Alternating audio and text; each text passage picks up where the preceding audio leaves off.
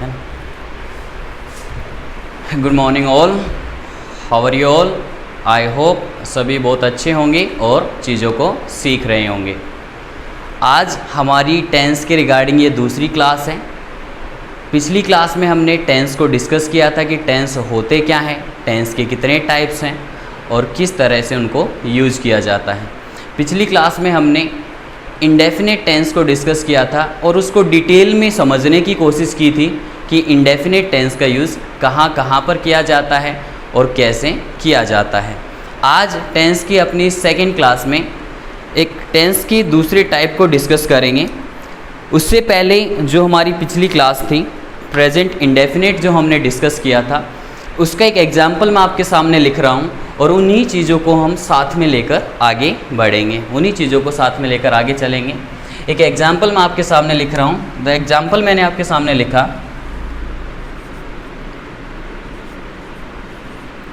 Akbar ड्रोज his sword and Akbar draws his sword and attack the enemy. Akbar draws his sword and attack the enemy. Akbar अपनी तलवार निकालता है और enemies पर attack करता है। अकबर अपनी तलवार निकालता है और एनिमीज़ पर अटैक करता है। ये जो सेंटेंस लिखा गया है, ये सेंटेंस आपका विविड नरेटिव की कैटेगरी से लिखा गया है। और विविड नरेटिव की जब हम बात करते हैं, विविड नरेटिव को हमेशा ही प्रेजेंट इंडेफिनेट में लिखा जाता है। तो इस सेंटेंस की अगर मैं बात करूँ कि इस सेंटेंस में गलती क्या है, इस सेंटेंस में क्या कमी है, यहाँ पर जो हमने सब्जेक्ट यूज़ किया, यहाँ पर जो हमने सब्जेक्ट यूज़ किया, अकबर का यूज़ किया। अकबर अपने आप में एक सिंगुलर सब्जेक्ट है। अकबर अपने आप में एक सिंगुलर सब्जेक्ट है। सिंगुलर सब्जेक्ट के अकॉर्डिंग जो वर्ब होनी चाहिए वो भी कैसी होनी चाहिए, वो सिंगुलर होनी चाहिए।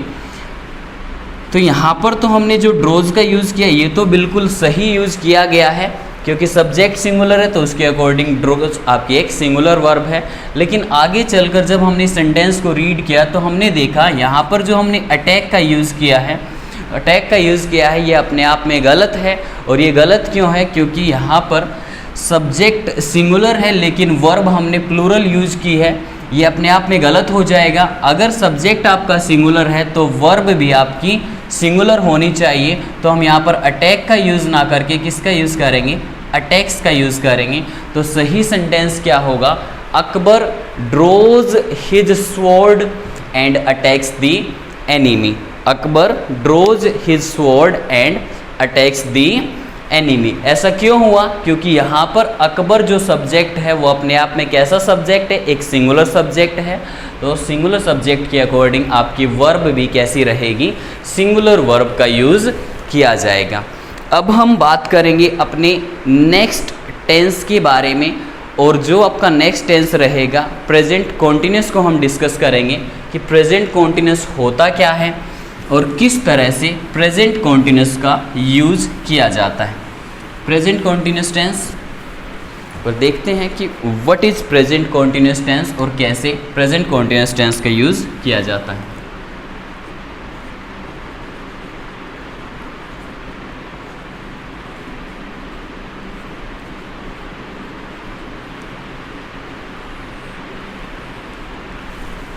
प्रेजेंट कॉन्टिन्यूस, सबसे पहले तो इस टेंस में जो हेल्पिंग वर्ब्स यूज की जाती हैं उन्हीं का जिक्र कर लेते हैं कि प्रेजेंट कॉन्टिन्यूस टेंस में कौन सी हेल्पिंग वर्ब्स आती हैं। प्रेजेंट कॉन्टिन्यूस टेंस में हेल्पिंग वर्ब के तौर पर इज, एम या आर का यूज़ किया जाता है। प्रेजेंट कॉन्टिन्यूस टेंस में हेल्पिंग वर्ब के तौर पर इज, एम या आर का यूज़ किया जाएगा। इज का यूज़ किया जाता है सिंगुलर सब्जेक्ट्स के लिए,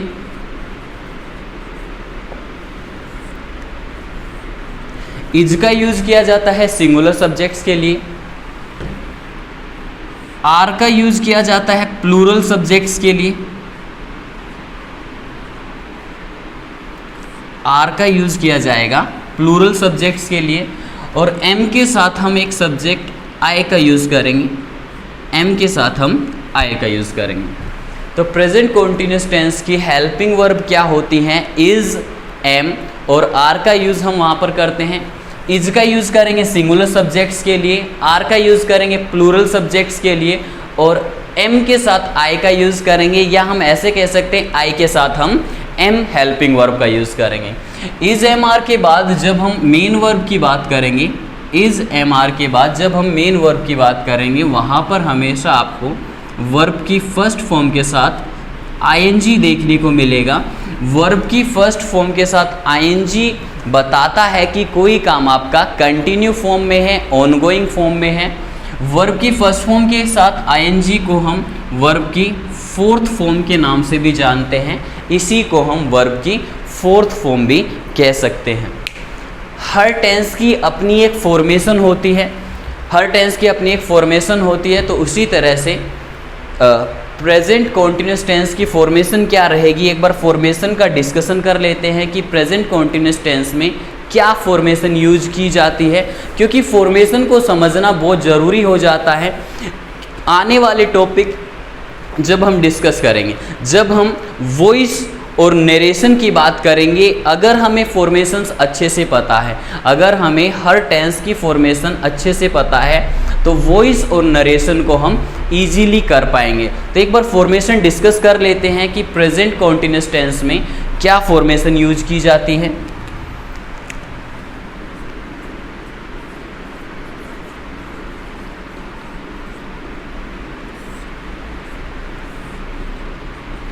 सबसे पहले हम बात करते हैं पॉजिटिव सेंटेंसेस की।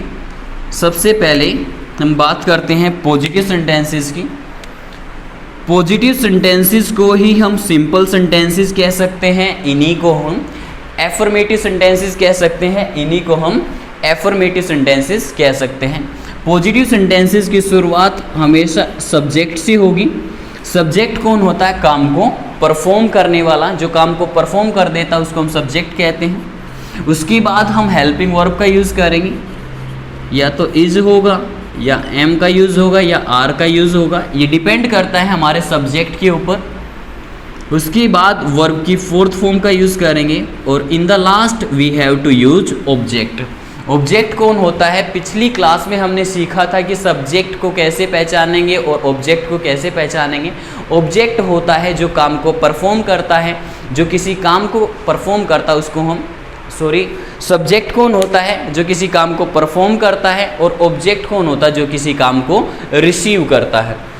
अगर इसी लिखे गए सेंटेंस को हम नेगेटिव बनाना चाहते हैं, अगर इसी लिखे गए सेंटेंस को हम नेगेटिव बनाना चाहते हैं, तो सेंटेंस को नेगेटिव बनाने के लिए हम नोट का यूज़ करते हैं, और जो नोट का यूज़ किया जाता है वो आपका हेल्पिंग वर्ब के साथ किया जाता है। तो नोट का यूज़ करेंगे हम इज, एम, आर, इन तीनों में से कोई एक वर्ब यूज़ होगी हेल्पिंग वर्ब, उसके बाद नोट आएगा। आगे चीज़ें सेम होंगी, वर्ब की फोर्थ फॉर्म होगी, और आपको एक ऑब्जेक्ट देखने को मिलेगा। अगर आप लिखे गए सेंटेंस को इंटेरोगेटिव बनाना चाहते हैं, इंटेरोगेटिव सेंटेंसेस कौन से होते हैं, जब हम सामने वाले से क्वेश्चन पूछते हैं, तो इंटेरोगेटिव सेंटेंस बनाने की फॉर्मेशन क्या होती है, हेल्पिंग वर्ब को सेंटेंस के शुरुआत में रखा जाता है,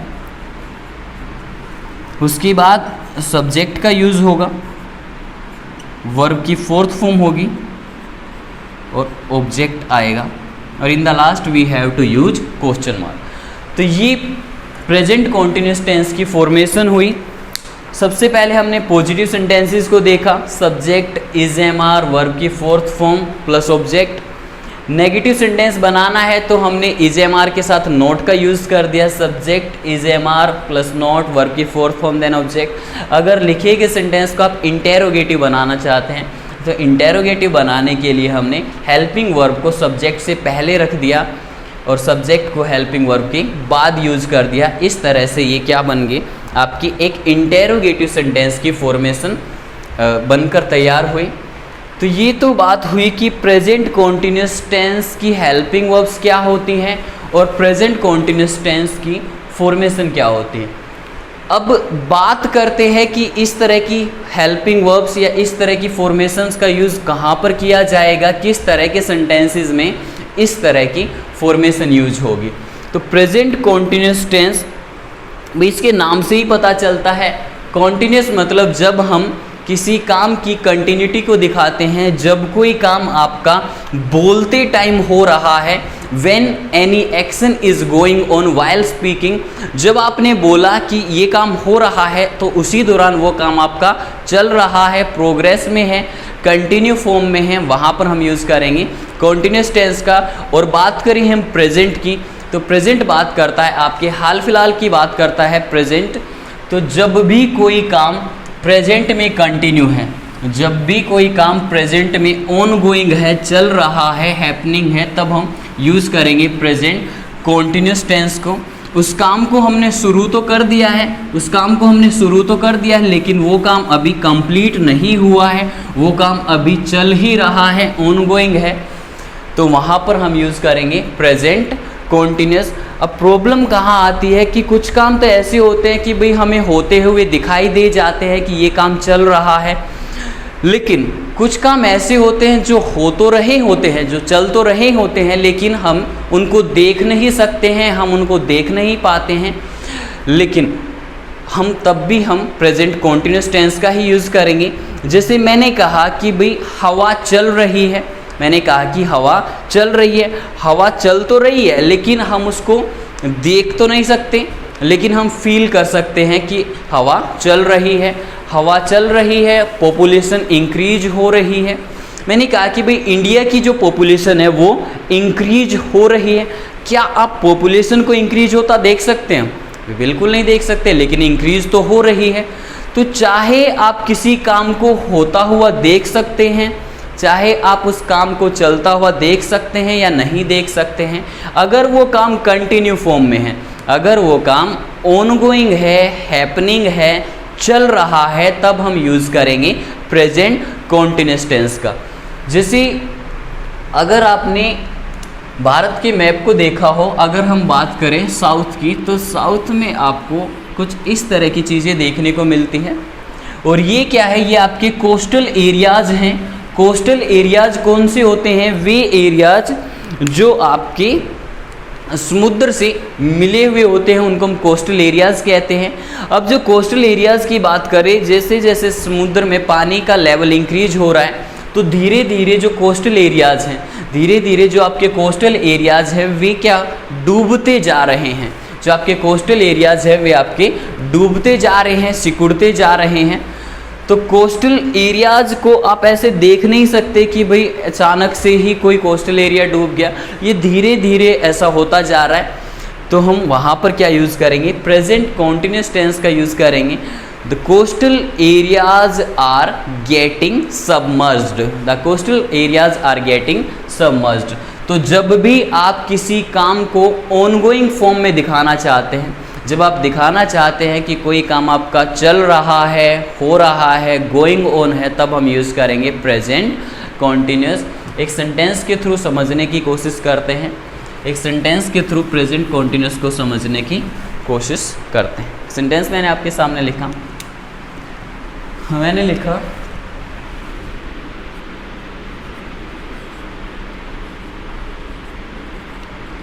my father is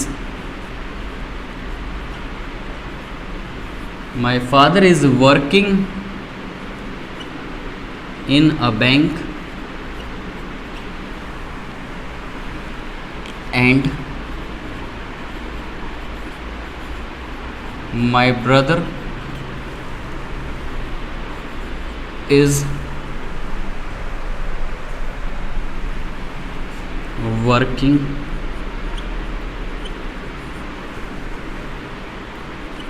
in an MNC। ये एक सेंटेंस मैंने आपके सामने लिखा और मैंने लिखा my father is working in a bank and my brother is working in an MNC। My father is working in a bank and my brother is working in an MNC। आप मुझे बता सकते हैं कि इस लिखे गए सेंटेंस में क्या कमी है। अगर ये सही है तो भाई इसको ऐसे ही छोड़ दें, अगर इसमें किसी इम्प्रूवमेंट की ज़रूरत है तो आप मुझे इम्प्रूव कर सकते हैं इस सेंटेंस में अगर किसी चीज़ की इम्प्रूवमेंट है। अगर हम बात करें इस लिखे गए सेंटेंस को, इस लिखे गए सेंटेंस को समझने के लिए हम एक कॉन्सेप्ट की बात करते हैं, एक कॉन्सेप्ट को डिस्कस करते हैं। और वो क्या, मैंने आपके सामने लिखा रेगुलर एक्शंस। रेगुलर एक्शंस की बात करते हैं।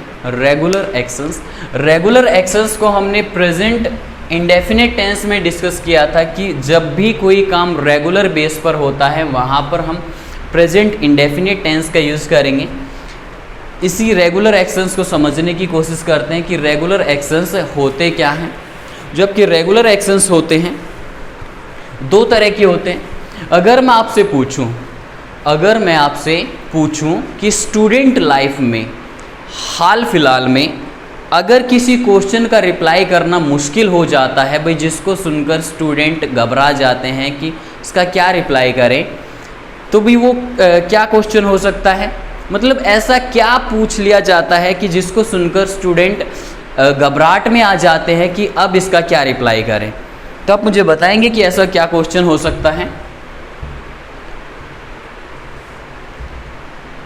जैसे आप कहीं पर भी जाते हैं, आप किसी शादी में गए या अपने किसी रिलेटिव के घर गए, जब भी आपसे कोई ये पूछ लेता है कि भाई आजकल आप क्या कर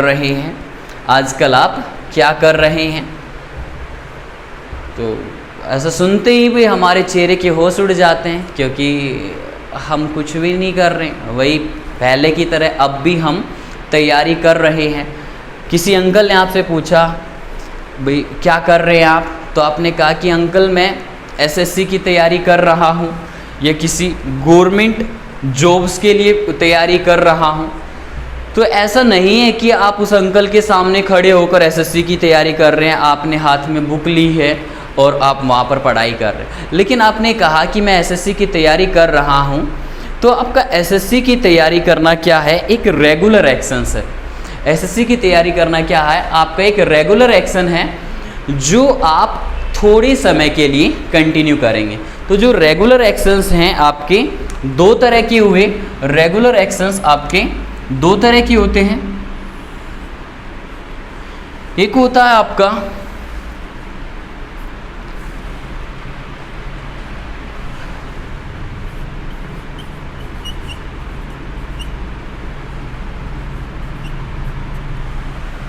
परमानेंट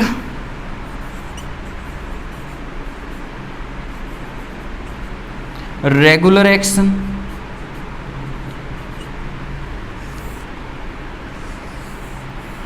एक हुआ आपका permanent regular action,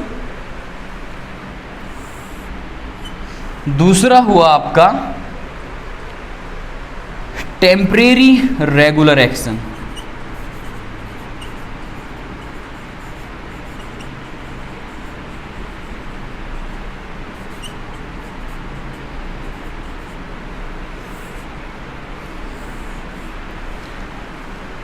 regular actions आपके दो तरह के हुए, एक हुआ परमानेंट रेगुलर एक्शन और दूसरा हुआ आपका टेम्परेरी रेगुलर एक्शन। तो जो आपका SSC की तैयारी करना है या किसी भी गवर्नमेंट जॉब के लिए तैयारी करना है, वो आपका कैसा एक्शन है, वो आपका एक टेम्परेरी रेगुलर एक्शन है। रेगुलर तो है क्योंकि आपकी तैयारी भाई कुछ टाइम के लिए चलेगी, 6 महीने चलेगी, 1 साल चलेगी, हो सकता है 2 साल चले, लेकिन वो परमानेंट नहीं होगा। परमानेंट का मतलब जो आपका हमेशा ही चलता रहे उसको हम परमानेंट कहेंगे, और टेम्परेरी मतलब जो कुछ समय के लिए ऑनगोइंग होगा उसे हम क्या कहेंगे, टेम्परेरी रेगुलर एक्शन। आपका SSC की तैयारी करना कुछ समय के लिए कंटिन्यू रहेगा, उसके बाद आपकी जॉब लग जाएगी।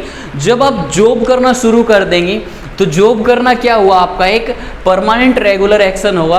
और जॉब आप कब तक रहेंगे, जब तक आप रिटायर नहीं हो जाते हैं तब तक आप उस जॉब को कंटिन्यू रखेंगे। तो वो कैसा एक्शन हुआ, आपका एक परमानेंट रेगुलर एक्शन हुआ। लेकिन एसएससी की तैयारी करना आपका एक टेम्परेरी रेगुलर एक्शन है। भाई ऐसा नहीं है कि आप अब तैयारी कर रहे हैं, आज से 10 साल बाद भी अगर कोई आपसे पूछता है भाई क्या कर रहा है, तो आप कह रहे हैं कि मैं गवर्नमेंट जॉब्स की तैयारी कर रहा हूँ।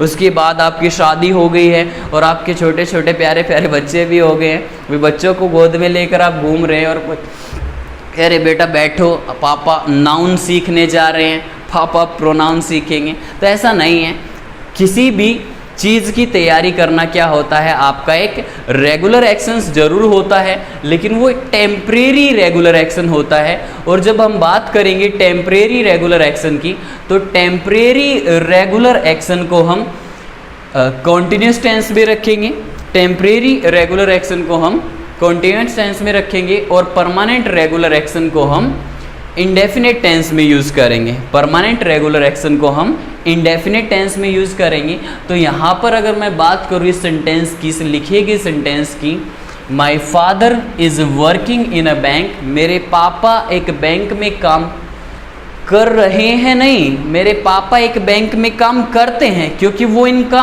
परमानेंट रेगुलर एक्शन है। बैंक में काम करना या किसी भी जगह पर जॉब करना क्या होता है, एक परमानेंट रेगुलर एक्शन होता है। और परमानेंट रेगुलर एक्शन को हम प्रेजेंट कॉन्टिन्यूस में ना लिखकर प्रेजेंट इंडेफिनिट में यूज़ करेंगे। तो यहाँ पर हम इज वर्किंग ना लिखकर क्या लिखेंगे, यहाँ पर हम इज वर्किंग ना लिखकर क्या लिखेंगे, my father works in a bank and my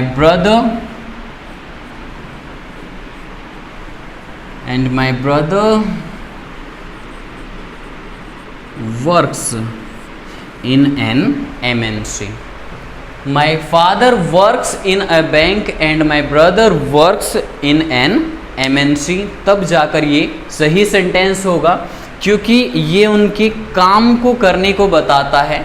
और कोई भी काम करना या कोई भी जॉब करना कैसा एक्शन होता है, आपका परमानेंट रेगुलर एक्शन होता है। और परमानेंट रेगुलर एक्शन को हमेशा ही प्रेजेंट इंडेफिनिट टेंस में लिखा जाता है। एक और सेंटेंस मैं आपके सामने लिख रहा हूँ, मैंने लिखा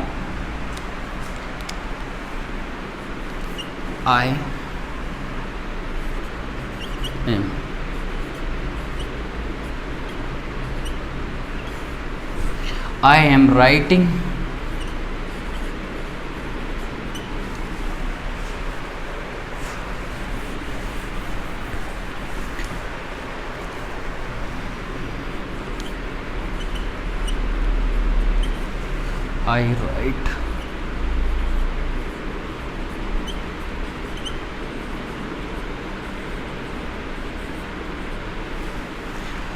I write a book these days। I write a book these days। these days बात करता है आजकल की, और मैं क्या कहना चाहता हूँ कि आजकल मैं एक किताब लिख रहा हूँ, आजकल मैं एक किताब लिख रहा हूँ। तो आजकल लिख रहा हूँ, भाई हो सकता है कि कुछ दिनों के लिए मैं उस किताब को लिखूँगा, 10 दिन, 15 दिन, 20 दिन, जैसे ही वो कंप्लीट हो जाएगी भाई मेरा लिखने का काम कंप्लीट हो जाएगा। तो जो मैं किताब लिख रहा हूँ, किताब लिखने का जो मेरा काम है वो एक टेम्परेरी रेगुलर एक्शन है। और टेम्परेरी रेगुलर एक्शन के लिए हम प्रेजेंट कॉन्टिन्यूस का यूज़ करते हैं। तो यहाँ पर आई राइट अ बुक ना लिखकर क्या लिखूँगा, I am writing a book these days. I am writing a book these days. जैसे मैंने कहा कि भाई चेतन भगत आजकल एक किताब लिख रहे हैं।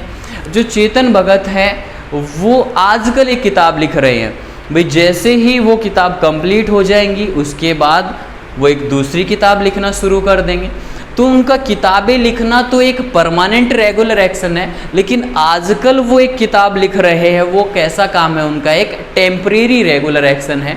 तो टेम्परेरी रेगुलर एक्शन को हम प्रेजेंट कॉन्टिन्यूस में यूज़ करते हैं।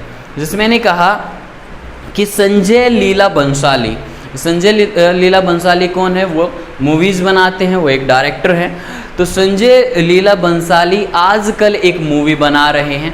तो आजकल एक मूवी बना रहे हैं, भाई जैसे ही वो उनकी मूवी बन जाएगी तो उसके बाद वो दूसरी मूवी बनाना शुरू कर देंगे। तो उनका आजकल मूवी बनाना एक टेम्परेरी रेगुलर एक्शन है, और वो मूवीज़ बनाते हैं, उनका मूवी बनाने का काम है, तो वो एक परमानेंट रेगुलर एक्शन है। तो प्रेजेंट कॉन्टिन्यूस टेंस का यूज़ हम कब करेंगे? जब हम बात करेंगे उन कामों के बारे में जो आपके प्रेजेंट में ऑनगोइंग है, हाल फिलहाल में भी चल रहे हैं, तब हम यूज़ करेंगे present continuous tense. Present continuous tense का यूज़ करेंगे। उसके बाद हम बात करते हैं अपने एक नेक्स्ट टेंस की। उसके बाद हम बात करते हैं अपने एक नेक्स्ट टेंस की, और दूसरा टेंस हम डिस्कस करने की कोशिश करते हैं। अब हम बात करेंगे प्रेजेंट परफेक्ट की, कि प्रेजेंट परफेक्ट क्या होता है और प्रेजेंट परफेक्ट का यूज़ कहाँ पर किया जाता है। प्रेजेंट परफेक्ट का यूज़ कहाँ किया जाता है?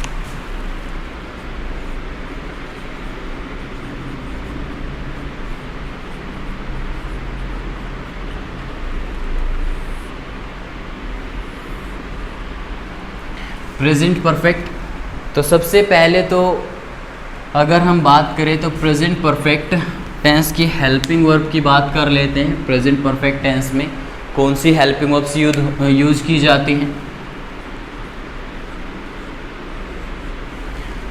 हेल्पिंग वर्ब के तौर पर प्रेजेंट परफेक्ट टेंस में हम हैज़ और हैव का यूज़ करते हैं। हेल्पिंग वर्ब के तौर पर प्रेजेंट परफेक्ट में हैज़ हैव का यूज़ किया जाता है।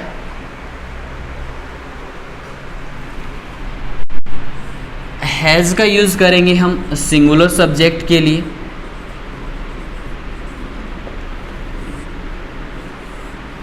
हैज़ का यूज़ करेंगे हम सिंगुलर सब्जेक्ट के लिए। हैव का यूज़ करेंगे प्लूरल सब्जेक्ट के लिए। हैज़ का यूज़ करेंगे सिंगुलर सब्जेक्ट के लिए और हैव का यूज़ करेंगे प्लूरल सब्जेक्ट्स के लिए। सिंगुलर से हमारा मतलब क्या है? जब हम किसी एक व्यक्ति, किसी एक चीज़ की बात करेंगे, और प्लूरल जब हम एक से ज़्यादा लोगों की बात करेंगे, एक से ज़्यादा चीज़ों की बात करेंगे। हैज़ हैव के बाद हमेशा ही वर्ब की थर्ड फॉर्म का यूज़ किया जाता है। हैज़ हैव के बाद हमेशा ही वर्ब की थर्ड फॉर्म का यूज़ किया जाता है। अगर मैं बात करूं प्रेजेंट परफेक्ट टेंस की फॉर्मेशन क्या होती है, अगर मैं बात करूं कि प्रेजेंट परफेक्ट टेंस की फॉर्मेशन क्या होती है, सबसे पहले हम बात करते हैं पॉजिटिव सेंटेंसेस की। पॉजिटिव सेंटेंसेस को हम सिंपल सेंटेंस के नाम से भी जानते हैं। तो सबसे पहले एक सब्जेक्ट आपको देखने को मिलेगा, उसके बाद हैज़ हैव, वर्ब की third form, in the last we have to use an object. अगर लिखे गए सेंटेंस को हम नेगेटिव बनाना चाहते हैं, अगर लिखे गए सेंटेंस को हम नेगेटिव बनाना चाहते हैं तो नेगेटिव बनाने के लिए हम नॉट का यूज़ करते हैं। और सेंटेंस में कोई भी चेंज किया जाता है, whatever the change we have to make in a sentence, we have to change with helping verb। Helping verb के साथ हम नॉट का यूज़ करेंगे, वर्ब की third form, in the last we have to use object. अगर इसी sentence को हम इंटेरोगेटिव बनाना चाहते हैं, इंटेरोगेटिव सेंटेंसेस कौन से होते हैं? जब हम सामने वाले से क्वेश्चन पूछते हैं, तो इंटेरोगेटिव सेंटेंस बनाने के लिए हम हेल्पिंग वर्ब को सेंटेंस की शुरुआत में यूज़ करते हैं। तो हैज़ हैव आपका सब्जेक्ट से पहले आ जाएगा, उसके बाद सब्जेक्ट, वर्ब की third form, then we have to use object. So present perfect tense, present perfect tense को हम एक और तरीके से समझ सकते हैं, इसको हम रिसेंट पास्ट भी कह सकते हैं।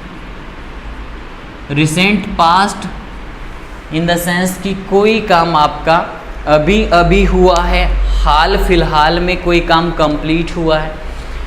परफेक्ट का मतलब क्या होता है? Perfect means to complete something, to finish something. Present आपके हाल फिलहाल की बात करता है। तो कोई काम जब आपका हाल फिलहाल में कंप्लीट हुआ है, अभी अभी फिनिश हुआ है, उसको हम क्या कहते हैं? Present perfect. इसी को हम रिसेंट पास्ट भी कह सकते हैं, इसी को हम रिसेंट पास्ट भी कह सकते हैं। हेल्पिंग वर्ब के तौर पर यहाँ पर हम हैज़ या हैव का यूज़ करेंगे। हैज़ हैव के बाद मेन वर्ब के तौर पर वर्ब के थर्ड फॉर्म का यूज़ होगा। पूरी इंग्लिश ग्रामर में आपको हैज़ हैव कहीं पर भी देखने को मिलेगा, उनके बाद हमेशा ही वर्ब की थर्ड फॉर्म का यूज़ होगा। हैज़ का यूज़ करेंगे सिंगुलर सब्जेक्ट के लिए और हैव का यूज़ होगा आपका प्लूरल सब्जेक्ट्स के साथ। बात करें हम फॉर्मेशन की, सब्जेक्ट, उसके बाद हैज़ हैव, वर्ब के थर्ड फॉर्म, ऑब्जेक्ट। ये बात हुई आपके पॉजिटिव सेंटेंसेस की। अगर आपको लिखे गए सेंटेंस को नेगेटिव बनाना है तो नेगेटिव बनाने के लिए हम नोट का यूज़ करेंगे और नोट का यूज़ किसके साथ होगा? आपका हेल्पिंग वर्ब्स के साथ। तो हैज़ हैव के साथ हम नोट का यूज़ किया। अगर इंटेरोगेटिव सेंटेंस की बात करेंगे तो हम हेल्पिंग वर्ब को सब्जेक्ट से पहले यूज़ कर देंगे, जिससे आपका सेंटेंस इंटेरोगेटिव बन जाएगा। इस तरह की फॉर्मेशन का यूज़ हम करेंगे कहाँ पर? जब कोई काम आपका हाल फिलहाल में कंप्लीट हुआ है, कोई काम आपका अभी अभी कंप्लीट हुआ है, वहाँ पर हम यूज़ करेंगे प्रेजेंट परफेक्ट टेंस को यूज़ करेंगे। कुछ एक्सप्रेशंस है जो हमारी हेल्प कर देते हैं ये समझने की में कि वहाँ पर हमें प्रेजेंट परफेक्ट टेंस का यूज़ करना चाहिए।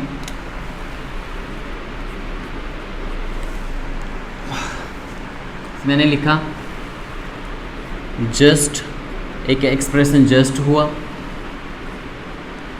जस्ट नाउ, रिसेंटली,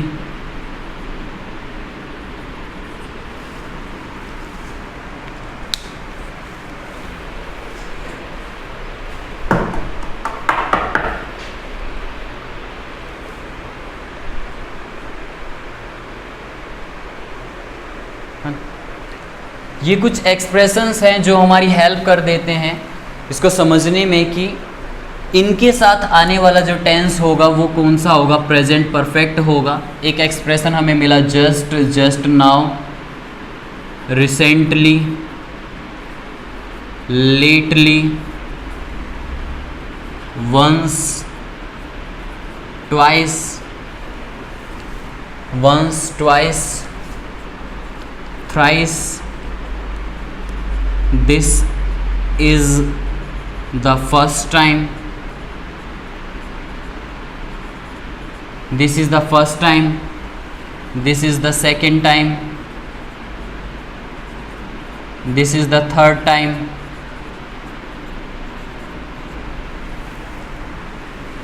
और एक एक्सप्रेशन हमें मिला येट।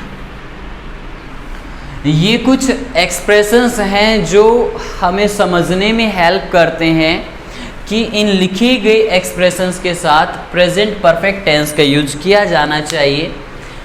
उनमें से एक हमें देखने को मिला just, just now, recently, lately, once, twice, thrice, this is the first time, ये ऐसा पहली बार हो रहा है, this is the second time, this is the third time, yet. ये कुछ एक्सप्रेशंस हैं जिनका यूज़ प्रेजेंट परफेक्ट टेंस में किया जाता है। एक एग्जांपल आपके सामने लिखता हूँ मैं, और मैंने लिखा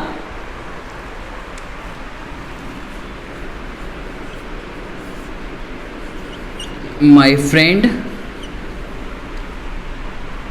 केम, माई फ्रेंड केम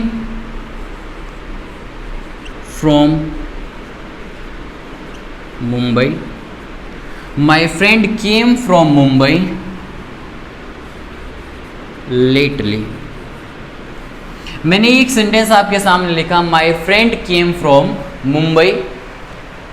अगर इस लिखे गए सेंटेंस को हम यहाँ तक देखते हैं, अगर इस लिखे गए सेंटेंस को हम यहाँ तक देखते हैं, my friend came from Mumbai, मेरा दोस्त मुंबई से आया था, मेरा दोस्त मुंबई से आया था, तो ये सही, ये सेंटेंस बिल्कुल सही है, इसमें किसी तरह की कोई गलती नहीं है। लेकिन जब हमने इस सेंटेंस के साथ लेटली को ऐड कर दिया, जब हमने इस लिखे गए सही सेंटेंस के साथ लेटली को ऐड कर दिया, तो ये सेंटेंस जो सही सेंटेंस था अभी फ़िलहाल वो गलत है। गलत क्यों है? क्योंकि लेटली बात करता है प्रेजेंट की, लेटली बात करता है प्रेजेंट की, और प्रेजेंट की बात है कि भाई मेरा फ्रेंड, मेरा दोस्त हाल फिलहाल में मुंबई से आया है। तो हाल फिलहाल की बात को बताने के लिए, चीज़ों को प्रेजेंट से रिलेट करने के लिए हम सेकंड फॉर्म का यूज़ ना करके किसका यूज़ करेंगे? प्रेजेंट परफेक्ट का यूज़ करेंगे तो यहाँ पर केम का यूज़ ना होकर हम क्या यूज़ करेंगे, my friend has come. My friend has come from Mumbai lately.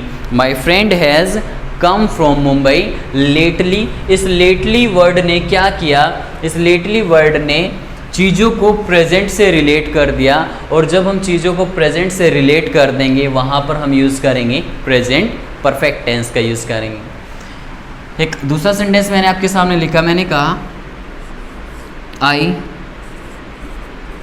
So the Taj Mahal.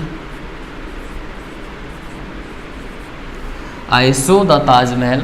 अगर मैं बात करूँ यहाँ पर इस लिखे गए सेंटेंस की, आई सो द ताजमहल, तो ये लिखा गया सेंटेंस ये बिल्कुल सही है, मैंने ताजमहल देखा था। अगर इस सही सेंटेंस में, अगर इस लिखे गए सही सेंटेंस में मैंने एक वर्ड ऐड कर दिया, मैंने ऐड कर दिया वंस, मैंने यहाँ पर ऐड किया once, so I saw the Taj Mahal once, ये कहना अपने आप में गलत होगा। गलत क्यों होगा, क्योंकि हम जानते हैं अगर किसी सेंटेंस के साथ आपको इनमें से कोई एक्सप्रेशन देखने को मिलता है तो हम प्रेजेंट परफेक्ट टेंस का यूज़ करेंगे, ना कि हम पास्ट इंडेफिनिट का यूज़ करेंगे। तो यहाँ पर जो हमने वर्ब की सेकेंड फॉर्म का यूज़ किया है, सो का यूज़ किया, वर्ब की जो सेकेंड फॉर्म होती है पास्ट इंडेफिनिट टेंस में यूज़ होती है, यहाँ पर सो का यूज़ करना गलत होगा और हम क्या लिखेंगे, I have seen the Taj Mahal once. I have seen the Taj Mahal once, मैंने एक बार ताजमहल देख लिया है, मैं एक बार ताजमहल को देख चुका हूँ, मैंने ताजमहल एक बार देखा हुआ है। तो जब भी कोई काम आपका हाल फिलहाल में हुआ है, कोई काम आपका प्रेजेंट में कंप्लीट हुआ है, तब हम यूज़ करेंगे प्रेजेंट परफेक्ट, तब हम यूज़ करेंगे प्रेजेंट परफेक्ट। एक फॉर्मेशन और समझते हैं, उसके बाद आगे की क्लास डिस्कस करेंगे, आगे की क्लास में देखेंगे, टेंस को कंटिन्यू करेंगे। एक फॉर्मेशन और सीख लेते हैं।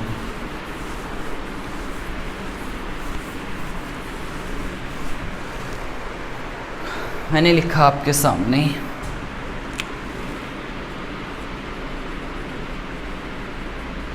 Present perfect,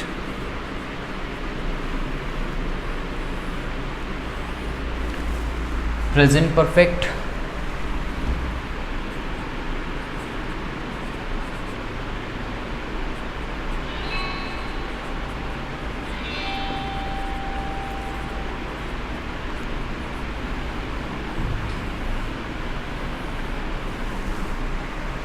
present perfect plus since plus past indefinite. Present perfect के साथ सिंस और सिंस के साथ अगर पास्ट इंडेफिनिट, अगर सिंस के साथ आपको पास्ट इंडेफिनिट दिया गया है तो उसके बाद हम प्रेजेंट परफेक्ट का यूज़ करेंगे, तो उसके साथ हम प्रेजेंट परफेक्ट का यूज़ करेंगे। तो मैंने कहा मोहित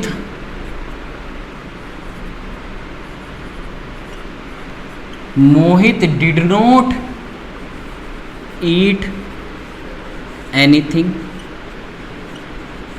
मोहित did not eat anything since Ravi abused him। मैंने एक सेंटेंस आपके सामने लिखा, Mohit did not eat anything since Ravi abused him। भी मोहित ने तब से कुछ भी नहीं खाया है जब से रवि ने उसको गाली दी है। जब से रवि ने उसको गाली दी है मोहित ने कुछ भी नहीं खाया है। यहाँ पर हमने देखा सिंस देखा हमने, और सिंस के साथ हमने क्या देखा, पास्ट इंडेफिनिट। सिंस देखा, सिंस के साथ हमने पास्ट इंडेफिनिट देखा। तो दूसरा सेंटेंस जो हम लिखेंगे वो किस में रहेगा, कौन से टेंस में होगा, प्रेजेंट परफेक्ट में होगा। तो प्रेजेंट परफेक्ट में हम डिड का यूज़ ना करके किसका यूज़ करेंगे, हैज़ का यूज़ करेंगे, और हैज़ के साथ हमेशा वर्ब की थर्ड फॉर्म का यूज़ करेंगे। तो Mohit has not eaten anything since Ravi abused him। Mohit has not eaten anything since Ravi abused him. जब से रवि ने उसको गाली दी थी तब से मोहित ने कुछ भी नहीं खाया है। इस सिंस वर्ड ने पास्ट से लेकर अब तक चीज़ों को रिलेट कर दिया है। इस सिंस वर्ड ने पास्ट से लेकर अब तक चीज़ों को रिलेट कर दिया है। तो समझने की कोशिश करें, अगर सिंस के साथ पास्ट इंडेफिनिट टेंस दिया गया है तो हम कौन से टेंस का यूज़ करेंगे? प्रेजेंट परफेक्ट का यूज़ करेंगे। एक दूसरा सेंटेंस मैंने लिखा, I did not take any bribe. I did not take any bribe since I joined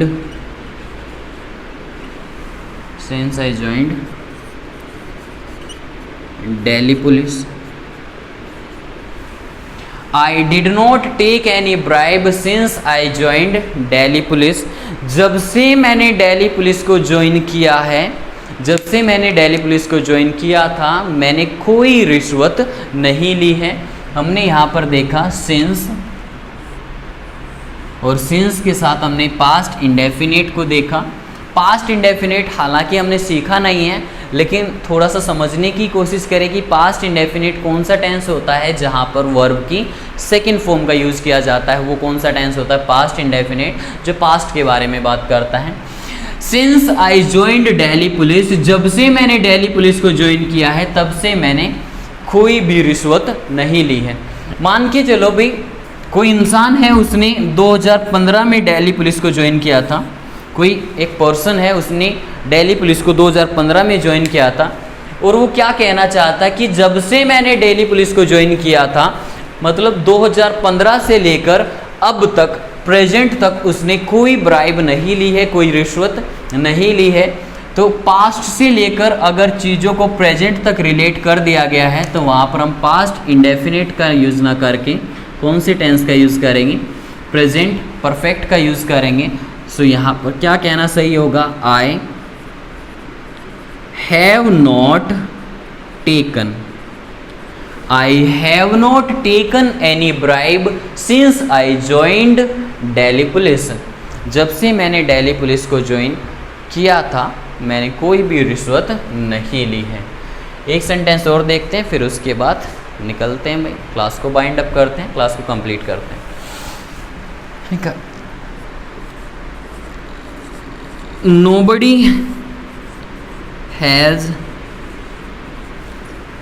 Nobody has seen Mohit. Nobody has seen Mohit since he left India. Nobody has seen Mohit. किसी ने मोहित को नहीं देखा है जब से उसने India छोड़ा था, जब से उसने भारत छोड़ा था। तो हमने क्या देखा? सिंस देखा, और सिंस के साथ हमने पास्ट इंडेफिनिट का यूज़ किया, और जो पास्ट इंडेफिनिट का यूज़ किया है उसी के अकॉर्डिंग यहाँ पर हम इसका यूज़ करेंगे, प्रेजेंट परफेक्ट का यूज़ करेंगे। और प्रेजेंट परफेक्ट क्या होता है? हैज़, हैव के साथ वर्ब की थर्ड फॉर्म। तो यहाँ पर हमने हैज़ के साथ वर्ब की थर्ड फॉर्म का यूज़ किया, जो कि अपने आप में लिखा गया सेंटेंस बिल्कुल सही है, यहाँ पर किसी तरह की कोई गलती नहीं है। तो इस फॉर्मेशन को आप समझने की कोशिश करेंगे।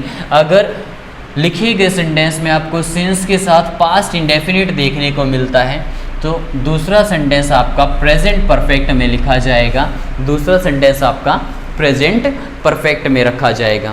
तो आज के लिए फिर हम इतना ही करते हैं। आज हमने क्या डिस्कस किया? आज हमने डिस्कस किया कि प्रेजेंट कॉन्टिन्यूस टेंस क्या होता है और प्रेजेंट कॉन्टिन्यूस टेंस का कहाँ पर यूज किया जाता है, उसकी फॉर्मेशन क्या होती है। उसके बाद हमने प्रेजेंट परफेक्ट को डिस्कस किया कि जब भी कोई काम आपका हाल फिलहाल में कंप्लीट हुआ है, कोई काम आपका अभी अभी कंप्लीट हो गया है, वहाँ पर हम यूज़ करेंगे प्रेजेंट परफेक्ट का हम यूज़ करेंगे। तो आज फिर इतना ही रखते हैं। उसके बाद हमने ये फॉर्मेशन डिस्कस की। इस चीज़ को याद रखना कि भाई सिंस के बाद अगर पास्ट इंडेफिनिट दिया गया है तो दूसरा टेंस आपका हमेशा प्रेजेंट परफेक्ट में ही यूज़ होगा, प्रेजेंट परफेक्ट में ही रखा जाएगा। बहुत सारे क्वेश्चंस आपको देखने को मिलेंगे एग्ज़ाम में, यहाँ से आपको एरर बहुत सारे देखने को मिल जाएंगे, बहुत सारे एरर्स आपको दिए जाते हैं। तो आज के लिए फिर इतना ही रखते हैं, फिर मिलते हैं अपनी नेक्स्ट क्लास में और आगे हम जो टेंस है उसका नेक्स्ट पार्ट डिस्कस करेंगे। आज के लिए फिर इतना ही। सो सी यू, टेक केयर।